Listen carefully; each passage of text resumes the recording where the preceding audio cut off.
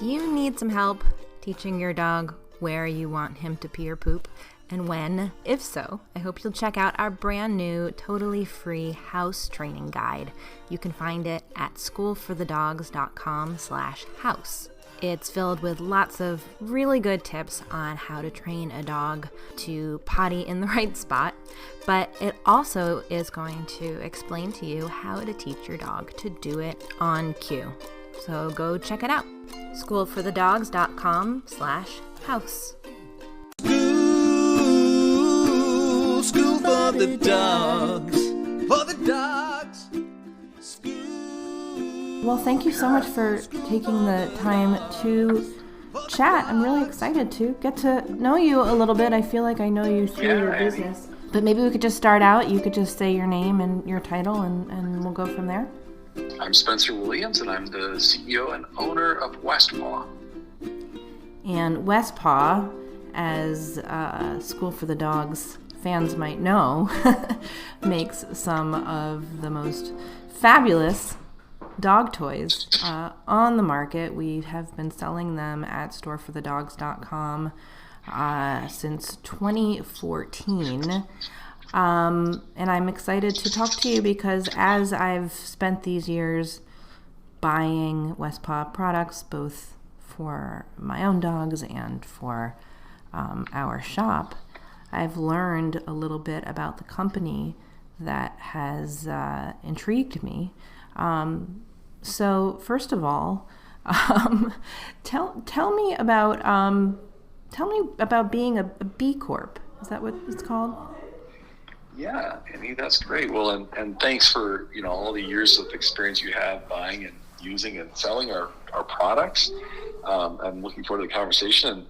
And B Corp's a great place to start because it is a movement that matters a lot to West Paw. This whole concept started just about a dozen years ago, and what people realized is that when they were leading a business that was impact driven, if that business had a change in leadership or a change in ownership, sometimes those impacts that business was able to drive would be lost in those transitions. And the idea around the B Corp was, how do you create more opportunity for those impacts to be long lasting, and how do you measure the impact? So the idea here, Andy, is how do you differentiate from really good marketing to like a fact-based information on a company's impact? And so that's where the B Corp movement came from. And in a nutshell today, what it means is that a company can choose to become a certified B Corp. And the B stands for benefit. It's a good way to think of it. Like you're benefiting primarily 4 areas in a business: the employees who work in the business, the community that business is located in or impacts. It's also around the environment and how the business impacts the environment, and then finally the customer piece. And so a certified B Corp goes through a rigorous third-party assessment, and that third-party assessment, Andy, is open to any business to take in a confidential manner, and it's done worldwide. If a company gets 80 points or higher on that assessment, that company can choose to become a certified B Corp by aligning to the mission and objectives of the B Corp movement and agreeing to recertify every 3 years. And so this idea around the B Corp movement really fit with the vision and values that West Paw had for the almost 15 years leading up to when the B Corp movement started. And so we were one of the early adopters jumping in and getting certified. And what it helps West Paw do specifically is that we use the assessment tool, which is, like I said, very rigorous, and it helps to assess the business in a what am I trying to say, like a one-step removed point of view from the business as to how we're performing in those key areas. And then we use that information to help improve the business and make it more and more sustainable as the future would like. And then it's also really, really helpful when employees apply because they're looking to work in an impact-driven, purpose-driven company.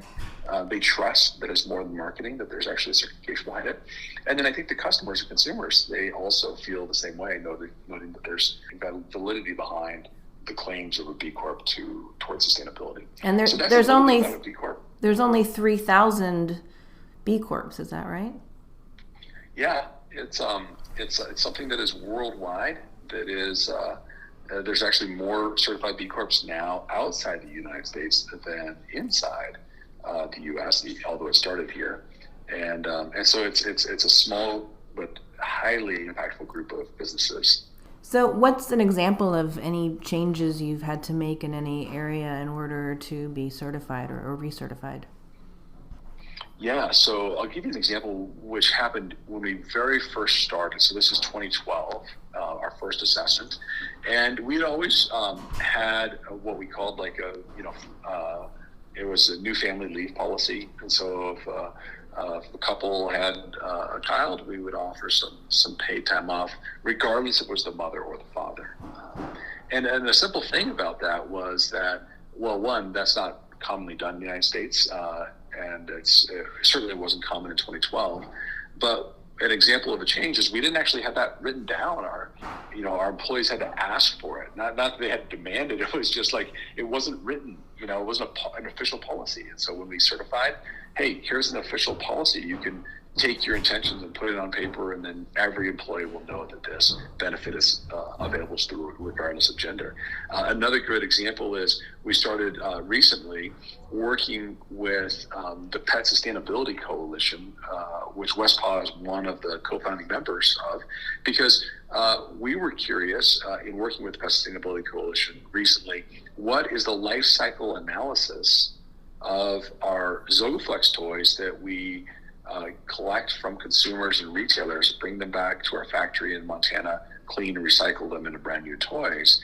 And we were able to use that, the questions from the B Corp assessment to help us understand that we weren't fully capturing the total impacts and total opportunities of that recycling program. And through our partnership with the Pet Sustainability Coalition, we were able to access their consulting efforts to help us measure that. And then, of course, that improved the business and sustainability because we're able to put more efforts towards making our Join the Loop program more sustainable and getting back more dog toys. And now we know the value of that because of the assessment. So these are a couple of examples, both on the personnel side, on the human side, the social side, as well as the environmental side, where we've been able to make good changes because of the assessment. I'm so glad you brought up Zogoflex. I would love if you could describe what Zogoflex is, but maybe even more broadly, what is your elevator pitch description of what West Paw makes as far as toys go? Now, I know you guys are more than just toys, but toys is mostly what we sell, so I'd love to hear how you define the kinds of toys you have. Yeah, so West Paw is really focused on creating joyful connection with pets, dogs, people, and how that relationship happens. It's often centered around things like playtime, sleep and relaxation, cuddling, and also this idea of treating and rewarding and having really high quality foods be at the center of that. And so West Paw is diversified in that we do toys. That's where we started as a plush toy manufacturer. So those are the fuzzy, squeaky toys. And we started making those in 1996. And we still make them right here, actually, right on the other side of the wall in this office that I'm sitting in as our toy factory floor. We also do injection molded toys where we make Zogoflex, one of the product lines we're most famous for because of its incredible focus on durability and safety and sustainability. As I mentioned earlier, we have a Join the Loop program where every Zogoflex toy is able to get recycled and turned into brand new toys here. And also that is made right in the same facility that I sit in today. And so we're really focused on the toys area. That's where we first started. We have a great line of really awesome leashes and collars made from polyester that's been recycled. And we do focus on the bedding, to make sure that there's a wide choice of blankets, mats, and full-on beds for dogs with sustainable materials. Again, also right here in Montana in our factory here. And then finally, we've recently in the last 2 years made a lot of effort to get into harvesting proteins, animal proteins that are often a waste stream, like beef liver and bison lung. And these are things that are very nutritious and lovely for dogs to eat. And humans eat them very rarely. And so they can be a waste stream, and the earth has produced these great proteins, and we want to make sure they capture and give them real use to be of value to dogs. And so we created a line of dog treats that are going really, really well for us. So that's in a nutshell what we do, focused on made in the USA, made by us, and sustainability. So that's a kind of a quick overview. And one area that we're super excited about is pioneering new materials and new processes. And so when Zogoflex was created, it's been 18 years ago. It changed the industry because as a material, it's super durable, yet soft and pliable. What is the origin story of Zogoflex? It's like, it feels weird. Right? In a good way. Weird is good, right? Totally. And it's Zogoflex came from this idea of, there's the old school latex and rubber products used in human products as well as pet products. And I was not interested in using those because you couldn't control the materials. You couldn't control the safety. And so when we started this work almost 20 years ago, we were looking for modern contemporary materials that we could ensure were free of BPA, which is now banned in water bottles. At the time, it wasn't even on the radar. But now human water bottles can't even have it in it. It was free of phthalates, which are bad stuff in plastics. It was also free of all the heavy metals, right? And so we were looking for what kind of material would have all these safety properties, but yet be incredible durable. And so we landed on what we call a thermoplastic elastomer. It's a mouthful, but it's a modern material that can balance the properties of a soft material that is grippy and pliable, yet has the durability that people often would associate with something like rubber. And so what's really cool about a modern material like what we use for Zogoflex is that it's really buoyant. It floats in water. It's very, very durable. It's dishwasher safe. And furthermore, the material we chose and developed years ago complies with the FDA. So this material is so good and so clean, you can actually use it for serving food to humans if you wanted to. Could come in contact with human foods. And so it's just a really safe, very human grade material, which is what we started from. But it had to have recyclability as well. So that's what makes Zogoflex so unique. And it was really getting together with some of the brightest people in Bozeman, the most creative people who were looking at different things and wondering, how do we make a dog toy that was really great? And we live in a great community in Bozeman where over years doing business, we knew who to talk to. And we literally sat down over a table over several months and came up with this. And like it changed our company and the industry forevermore. And you're the only ones who use it? We are. It's a unique formulation that we have worked very, very hard on to balance this pliable, I think you called it weird, right? It's like pliable, but yet really tough and durable. It's got some mass to it, some weight, but yet it floats in water. And for us, that unique combination is what makes Zogoflex such a wonderful product line. And when you talk about recycling, I mean, what you mean is literally like people can mail you their chewed up dog toys because they're sturdy but they're not indestructible, and you will recycle it and replace them too, right? Yeah, and you're right on. I mean, so this is really an interesting concept, and so I want to take one step back from our product line, just talk about, like, as consumers, like, we put a lot of burden on systems, right? Those economic and environmental systems when we consume and it goes in the landfill and it's your end of life. And so Zogoflex was created to have this opportunity where consumers, retailers could all participate in sending the product back so it would have another life here as a brand new toy, not downcycled into something that is only going to be used once more, but actually all of our toys have have regrind in them, as a term that when we take a product, clean it, break it down, and we put it through a chipper, and it creates these little pellets that we can then melt into brand new toys again. And so the product was conceived in this idea of how do you get this consumer cycle to be continuous, right? Not have an end of life, and is that possible? So we did create the first guaranteed dog toy, and we created a program called Join the Loop. We're inviting consumers, inviting retailers to join us in sending product back to our factory here in Bozeman, where they can feel really good that it's getting recycled right here in our factory, getting turned into brand new toys.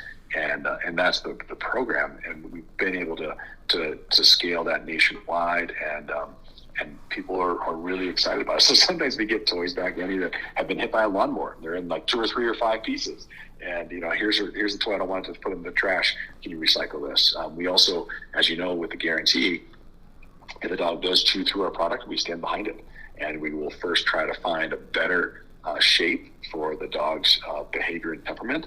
And if that's not possible, we can refund the money. We ask that we get the product back, because that material, that raw material, can have another life. Well, I'm glad you brought up the shape, because that's one thing that also intrigues me about your company is that and the name of products. I mean, Zogoflex is a funny name.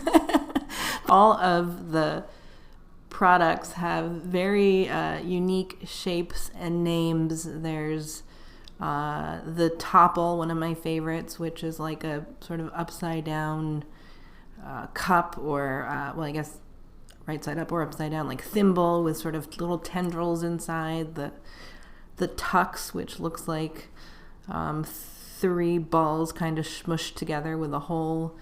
The Boomy, which has a sort of unique S shape. Where do these things come from? Plus the weird names. Yeah. So again, we're pretty homegrown here, and so these shapes have all been developed with our teams right here at West Paw. And when we need to, we bring in some partners here in Bozeman who have helped us over time, come up with some new ideas. And it's very much of a homegrown activity. We love to create products that are fun for dogs to use, and as I said, it comes back to this joyful connection between dogs and their people, and so we've been able to come up with these great shapes right here with our teams, and it's fun to you mentioned Topple, which is a great product. When you put treats in it and you put it on the ground, right, it kind of topples around, it moves. And so the names often have some sort of indication of what might be the use of this product. So Topple has that. Hurley, which is one of our best sellers even today, was sort of this modern take on what the favorite thing that dogs like is, right? It's a combination of a stick, a bone, and a ball, right? The handle, the end of the Hurley fits in your hand really nice like a ball and allows you to throw it really far. And so Hurley, the idea to hurl this and throw it. Boomy is like maybe like a little bit like a thinking about like a boomerang. Does it kind of feel a little bit like a boomerang, almost like you would throw it for a dog and it might come back? Or is it something that you get to tug with your dog? It has multiple uses. Or Quizzle. Quizzle is another really fun treat toy. Quizzle is this idea of how do you create a quiz for the dog, right? How do you get the bully stick out from the center of Quizzle, or the treat, the nut bug that you might have spread in there? Oh my gosh, I didn't realize I'd never read into the names so deeply. Well, with Zogoflex, it's the same thing. We literally get people together, and we start off with a white piece of paper or a whiteboard, and we start putting up names, and we start riffing on them, and what sounds interesting, what's really fun, what's fun to say, and that's how these names have all been created. They're literally invented names for the product line and for the products. Yeah. Well, and then even your plush toys have funny names, like Gertrude, isn't that one of them? And Hamilton. And... Yeah, exactly. Yeah. There's a whole line of toys here in our Rowdies collection. Yeah, the Rowdies. They're really crazy fun plush with these great eyes, incredibly durable, hardy text material that we developed that helps create some more durability. And a lot of the Rowdies even have Zogoflex chew zones on the ends of their hands. And one of our longtime employees, a fellow Montanan here, she said, but there's so many counties in Montana. What if we started naming all the rowdies from the counties of Montana? So the Rowdy product line is full of the county names of Montana. And they have some really funny names. Yeah. Again, did not realize that. Ruby, Wilson, Taylor, Custer, Judith. Are these are all counties in Montana? Yeah. Oh my gosh. Judith Gap was a famous pass Lewis and Clark went through. Right? Darby, Montana, Hamilton, Montana, Geraldine. These are all Custer. Mystery solved. All right. Guess you have to be Montanan to know this. Now I know that you're from Montana, and when you were a younger man, you bought a toy company, a dog toy company. Is that how West Paw started? Tell me the story. That's absolutely right. The very beginning, right? So I grew up on a working ranch here in Montana. I loved the idea of getting into manufacturing. I'd always enjoyed working with my hands and creating something, inventing something. And when I went out to college, and then the work I did after college, I guess the value of manufacturing a product really struck me, and I wanted to move back to Montana. And I had a few ideas of things that I might pursue for manufacturing. And the idea was, how do you bring a diverse group of people together? And at the end of the day, you all can kind of walk home and be at the end of your day, walk out of the facility and say, hey, I helped make something that was valuable to somebody, had lasting value. And so that's the manufacturing thing that I wanted, that feeling. And when I came to Montana, I was looking for a place to live with my fiance, and a friend had told me that a woman who was an excellent seamstress and had created some great toy shapes that were little plush toys for cats and dogs, was interested in selling her very small business. And that was the start that I got. I didn't know how to do the business. I didn't know anything about business. And this woman was incredibly helpful, very kind and supportive, and told me, how she did things and how she made the business work. And so that gave me a foundation for 6 months to kind of figure out, like, how do I do this? And then started trying to, reevaluate products, come up with some new shapes, and come up with some ideas on how do we do marketing. The former owner of the company had never been to a trade show and thought they were very successful and had advised against it. And yet I felt like I needed to meet retailers and get their feedback. And so we started doing trade shows, and the business just continued to grow. We purposefully, over 25 years, never tried to grow the business like a hockey stick. In today's world, people often think like overnight success, and you grow it as fast as you can and don't worry about the profits. We were very focused on profitability sustains jobs. Profitability reinvests into product development, which helps retailers and consumers with new ideas that become great products. And so we were very focused on taking it slow and building the business bit by bit, and that's what we've done since the beginning. Now, did you have any kind of particular interest in pets? Oh yeah. So as I said, I grew up on a working ranch in Montana. We mostly ran cattle and had some dry land and wetland for hay production. When I was young, I enjoyed collecting the animals that were sort of the strays, right? So this was out in the countryside. We're not in town.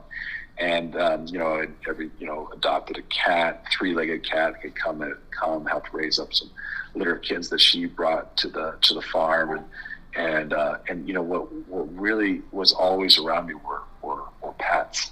The cattle weren't ever my closest pet, but my brother and I were fortunate that we got into the sheep raising business when we were very young, as kind of a side project for us, and that was incredible because I actually really enjoyed being with sheep in the field and helping raise up the bum lambs and all that. So always had animals around, always was very, very interested in pets. And as mentioned back when my fiance, now my wife, of 24 years, when she and I were dating and engaged, we had an amazing chocolate lab named Shoki. And she was the inspiration for getting into the pet business specifically. In fact, I named my first company was Shoki. So, yeah, very much focused on pets. How has the industry changed in that time? Well, I think first I would say, Eddie, there's been some beautiful things that haven't changed. In 25 years in this industry, what I have found is some really wonderful relationships. People who, like you, work in this space, do it for something that is not about money, right? We do it for connection. We do it for a purpose. We do it to help people and pets grow to become better, right? Through training or product, right? All the things that you touch in your day-to-day, Andy, those things still exist in our industry in a way that I think is profound and helpful to attract a certain type of people. I've often really enjoyed working in this industry because it is the people who are in the industry that care about the pets and the relationships. I think it's a great place. So I like that as happened over my 25 years in the industry. What I think has changed is I saw it first after the major correction and recession that happened in 07, 08, the term recession-proof had been thrown around about the pet industry before. And at that time when there was such a loss in the stock market, private equity, stock market, publicly traded companies were looking for how do they get into new industries. Well, pet is anything but new. It's one of the oldest industries, bit of a sleeper in a way.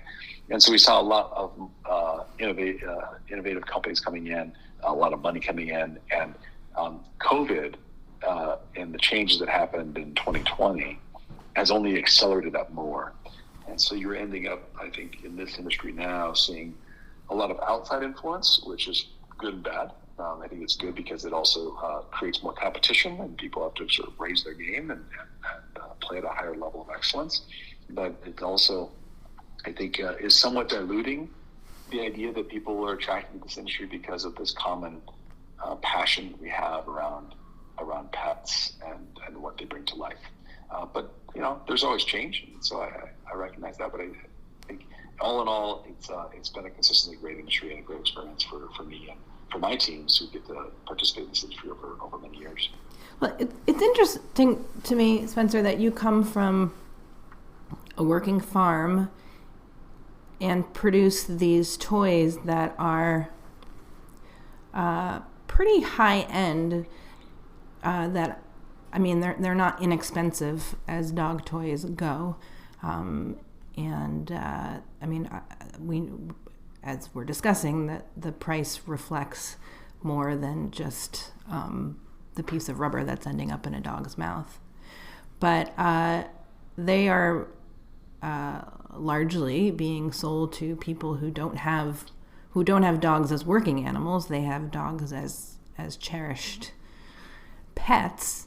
I'm wondering if you have encountered any kind of how would I put it? Do you feel like you live in two worlds? One where people think, animals are animals and need to be serving our purposes. Why would we spend $18 to $30 on a piece of rubber for them? And then other people who see it in the way that, like, I'm buying a pet toy that is part of some greater idea I have about how I want to treat an animal I live with. Is my question making sense? I think I kind of get the essence, and let me take a swing at it, and you help me correct me. I came from the world where our dogs, they all slept outside. Were your parents buying $30 dog toys for your dogs when you were growing up? Our dogs had sticks, right? And sticks was all that they had. Maybe at Christmas there was something, but I remember not having toys. In the dog house outside was an old blanket or maybe an old towel, right? No dog bed. So things have changed in my lifetime incredibly, and And yet, I think there are both worlds. There are working dogs who, and let me stop and say, maybe, I don't know if you agree with me here, but I think all dogs, they need a job, right? That they're here to do something, a purpose. We all are, in fact, when you come right down to it.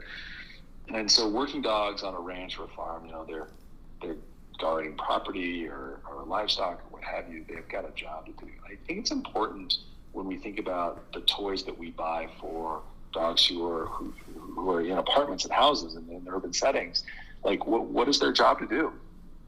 What is it that they do? And that's why we really have focused a lot on the idea of mental stimulation and opportunity for problem solving and gameplay with dogs, because they need a job, they need something to do, they want to contribute, and that's when dogs feel like they're able to contribute in a productive manner. I think the relationship, like joyful connection I was talking about, is even better, right? And there's generally a better compatibility in the home. And so I do feel like I live in two worlds. I grew up in one world, let's say, where dogs were given just the basics, and yet they were quite happy and well cared for and got vet visits and all that.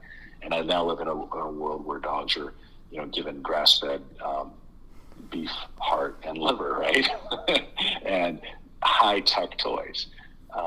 And I think it is this really, I think it's kind of a beautiful thing when you can look at all sorts of people and pets interacting differently, and when the relationship and the physical health is good, that's all good. It's all a positive thing. What we want to do in our business is, as we create the opportunity for that joyful connection through our products, we want to do it in a way that is both safe and sustainable, right? And so as we come back to this conversation around consumer behavior, how do you spend $5 on a toy that is going to last 5 minutes? Can you spend $20 or $30 on our product or somebody else's that's going to last a year? Mm-hmm. Now, different temperaments, different dog owners would say there's no way a product would last a year. For many dogs, that could be true. We often have stories of toys that have lasted years with dogs because of the quality. And so I see the range of what is spent or provided for dogs over my lifetime. I think at the end of the day, I tend to be very focused in West Paw around make quality that lasts. And by lasting, it's safer, and by lasting, it's impacting the planet and our communities less, and has more benefit to it, right? So that's kind of where we come in. Did I kind of get to your question, Annie? Yeah, I mean, I think it's interesting that you straddle two worlds, and certainly see the value of both. And I absolutely agree. I think dogs need jobs, and if we are keeping them in apartments, we can do them the favor of giving them, literally toys that are designed to make them work and engage. I always say if you don't give a dog a job, they're going to they're going to find their own career, and it might not be may not be what you had in mind. As I sit here talking with you, Annie, I'm not surprised that my dog is facing the door, laying down on the floor, facing the door to the outside to the open office area, just kind of like, who's coming next, or is there a dog coming down the hallway that he wants to just sniff and make sure everything's good? So he's working right now. He looks like he's sleeping, but honestly, he's still working. He's between me and the door. Your toys are designed to get dogs to solve problems and use their mouths, and they're not as it might not be so obvious to someone looking at them as, for example, I'm sure you're familiar with Nina Ottoson toys, which have like drawers and doors and flips and flaps and whatever, and are meant, also to engage doggy brains and mouths. Your toys sort of visually have a more subtle approach, although they are very neon colors and flashy names, but it might not be so clear to a consumer who hasn't found one of these at a place like School for the Dogs that these toys are meant to be stuffed with food and have bully sticks jammed into them, and they're not just meant to be tossed. Well said. I think one last thing I'm curious about is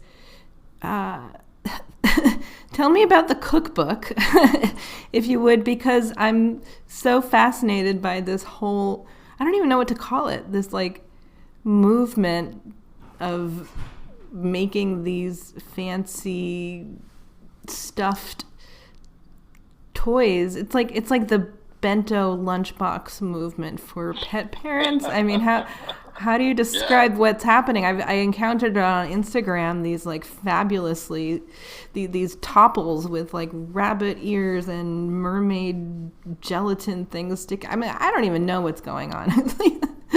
Tell me. I think so what you're describing is, Topple, Quizzle, and Topple in particular, other toys that we have, people are finding ways to be creative and to have fun with their dog and to connect with that dog in a way that is very new, right, and different.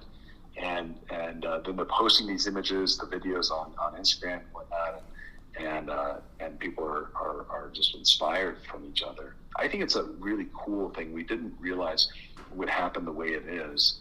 But you mentioned like Nina Hansen, and Nina and I have talked in years past when she was first starting her business. My business was smaller, and we were coming at a similar issue from a couple different angles. And my perception on the Nina Hansen toys are just really awesome designed puzzles that are specific, like a specific way to play, which is fantastic for dogs. And where we came in from the toys was more of this, like, how does the human impact that experience from some creativity on the human side? And so Topple is the creativity of the human gone to an extremely awesome place of putting all of these rabbit ears, right, and the purees and freezing things in them and making sure that the dog can like have 20 minutes or an hour of playtime with a frozen ingredient mix in Topple, right, as part of their daily routine. And make it something that can then like look fabulous. And then looks fabulous, right? Like human food. No, it's like art, right? And so what we love about the consumer movement has been that they take a product and they show us, those that created the form, how it is best used. What is its most creative opportunity? And I just love being able to watch these consumers and what they're doing. And so the toy of cooking, which is our cookbook, has come from that place. We really put together the cookbook in its printed form as well as its digital form with all the ideas and recipes from the consumer. They're not West Paw. We didn't create this. We're just shining a light on the creativity that exists out there. And we think it's a beautiful thing because it is really, really fun to create these amazingly gorgeous, nutritious, and mentally stimulating treats for dogs. But a lot of people are very, very pragmatic. Andy, who works here, and his dog Rex is in the office. I'm guessing he's 9 months old right now. Rex needs some opportunity to just kind of focus, and so Andy has a very regimented routine of getting a wine cork to plug the hole in the side of the Topple, putting some beef broth in, some mix of West Paw treats, and then freezing that overnight so that in the morning when the newspaper arrives, Andy can give Topple in its frozen state to Rex and get 20 minutes of reading the newspaper. So people are taking it to the extremes you've seen, where these lavish design, they're gorgeous, and then people are like Andy who are just really pragmatically making a toy work in a creative fashion for the dog and for the human as well. So I think it's fun how Topple can express itself in so many different ways. I love how you call it Topple, like not the Topple or a Topple, just like. Oh no, it's Topple. And what's on the horizon? Any new toys that you can talk about? Well, we are working really a lot around this idea of CFlex. I don't know if you've seen that yet. I have. We haven't started carrying those yet, but how is that different from Zogoflex? Yeah, so CFlex, much like Zogoflex, is based on this soft yet durable thermoplastic. And what we wanted to do with this new line is to really put our efforts as a company who's using plastics towards putting a stop towards plastics entering the ocean. And so by international standard, within 40 miles of the coasts, any plastic that can be harvested there before it gets into the ocean is technically called ocean bound, because it's going to likely end up in the ocean. And so we worked with a supplier and our supply chain to help start harvesting that ocean bound plastic from South and Central America, bringing it back to the United States, cleaning it, and then formulated a very special high-tech formulation of Zogoflex that allows us to use about 12% ocean-bound plastic. And so every toy that we sell is helping to keep plastic from entering the ocean, because not every river and every beach throughout the world has the kind of sanitation systems that we would like to have to preserve our planet. And so this creates an economic model to keep that plastic from going into the ocean in the first place. And so CFlex has been really fun to design. It's got some really interesting swirled colors, and they're really beautiful products. They're focused very much on the fetch and play part right now, with some tug toy in there as well. And they respond very similarly to Zogoflex. What's interesting, and I don't quite know, this is the beautiful part about working with dog products, from beds to treats to toys, the human don't really get to give the feedback. You've got to get the feedback directly from the dog, right? And what's funny is that some dogs, mine, Nico in particular, like the feel, the mouth feel, and the jiggly nature of CFlex even more than they like Zogoflex. So having a different new material out there is not only good for the planet, it allowed us to be creative with some new forms and new shapes, but some dogs are really loving it in a different way than Zogoflex. And we had not perceived that as humans, with all the data that we have, that there would be any difference to the dogs. But some dogs do take a different way. So are you going to start making something like the topple now out of that instead of the Zogoflex? We're starting to work on the next range of CFlex toys, which will have a little bit more puzzle activity in their near future for sure. Looking forward to that. That'll be coming out hopefully in the summer of next year. Well, thank you, Spencer, so much.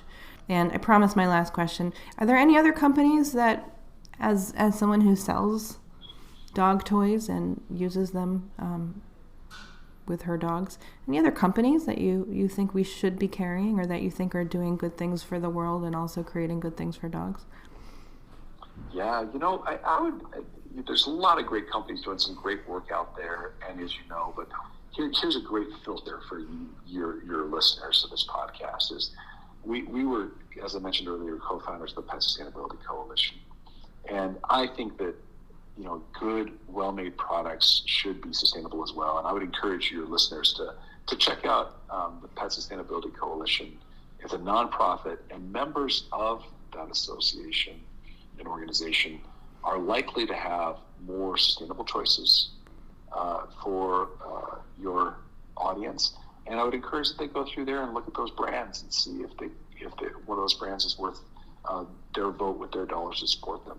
On the treat side, a longtime friend of ours is Earth Animal, and they do a really good job, I believe, with their treats. And what's fun is that they work really well in a lot of our toys, and so I think Earth Animal is doing a really great job creating some treats. And on the toys side of things, we continue to support and work with other companies in the space. And one of our longest term competitors who's working more and more on sustainability and puzzle toys is Kong.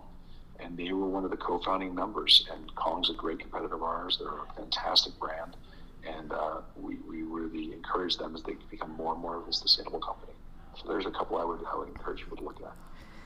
Amazing. Thank you so much, Spencer. I'm excited to share this, and I hope we will meet in person perhaps sometime soon. I would love to. And it's so nice to meet you and talk with you. And I thank you for your podcast and the information you're providing to the listeners.